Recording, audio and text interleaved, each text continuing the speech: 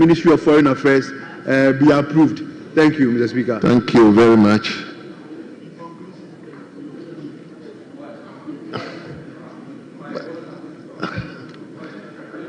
Yes, let me come to honorable member. Yeah.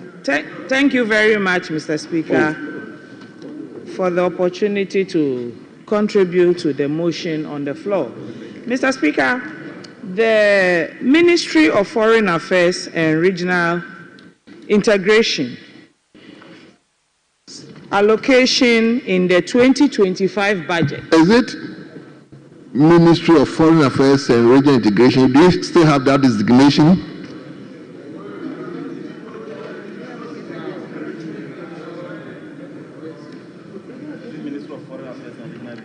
Is he asking me? Yes. I just want to find out. Do you still have that designation? Foreign Affairs, very well. Yes. Thank you very much, Mr. Speaker. Mr. Speaker, we made some observations when we looked at the ministry's budget for the year ending 31st December 2025.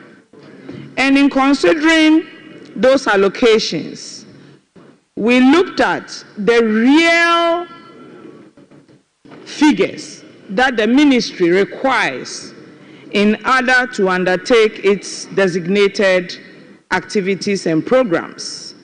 And the ministry's requirement was 2,328,225,361.94 Ghana cedis. The budget ceiling, however, for the ministry is 1,476,803,614 Ghana cedis. Mr. Speaker, if you look at the gap between the budgetary requirements and the budgetary allocation, there is a 36.7 variance, which is very huge for any ministry or institution to accommodate. Variances usually shouldn't go beyond a 2.5% threshold. So when you saddle a ministry with a 36.57% variance, it really means that they are going to have to walk a very tight rope.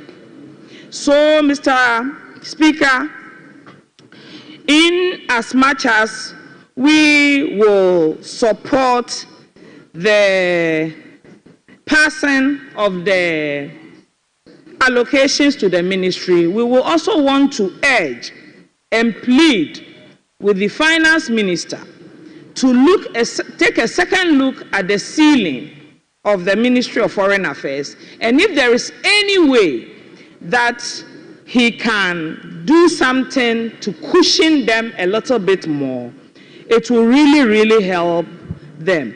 Mr. Speaker, I have been a serving officer before, and I know in our days we got remunerated. Our salary came all the time, but we never had goods and services to enable us discharge our duties as was required.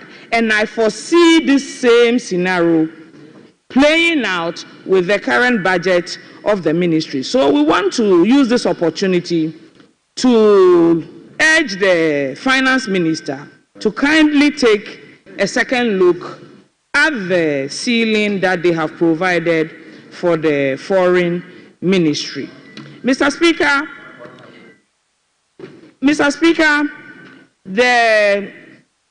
in addition to that, there is the issue about the reduction in fees of the 32-page passport booklet. Many have raised issues about how the ministry is going to accommodate the anticipated shortfalls. But the ministry, from the ministry's projections, they're actually looking at an increase in IGF from this activity. And so it is heartwarming to know that the reduction in price of the 32-page passport booklets is actually going to offer more Ghanaians the opportunity to access the facility and acquire passport. The last thing I want to say, Mr. Speaker, is about the opening of the mission in Hungary. The Minister of Foreign Affairs has made a very strong case for the opening of the mission in Hungary, and we urge government to support this initiative. Mr. Speaker, the first rule of thumb in diplomacy is reciprocity. Hungary has had a mission in this country for almost 10 years now, and we don't have a mission there. It doesn't send the right signals diplomatically. Every year gives Ghana 100 scholarships for Ghanaian students to study in Hungary. The mission is working very closely with the government of Ghana in the area of sanitation. So these are very good reasons why the initiative to establish a mission in Hungary must be applauded and supported. Mr. Speaker, we've heard news about Niger announcing a road plan back to the root and path of democracy. We applaud that, and we want to celebrate President John Dramani Mahama for his soft diplomatic approach in the Sahel area, which he actualized by appointing an ambassador to the Sahel. We have seen the results. We are hoping that all our neighbors in that corridor will walk the path of the roadmaps that they have developed and return to democracy so that we can have a West Africa that is democratically governed. Thank you very much, Mr. Speaker, for the opportunity. Yes. Honorable Charles Oredu. Thank you, Right Honorable Speaker, for this opportunity. Mr. Speaker, I think that the relevance of the Foreign Ministry to our economic development is not in doubt. Mr. Speaker, if you look at the budget allocation to the Foreign Ministry, then I think that probably we are prioritizing other ministries than the Foreign Ministry. Because if you take the goods and services and then the capex, this is negligible.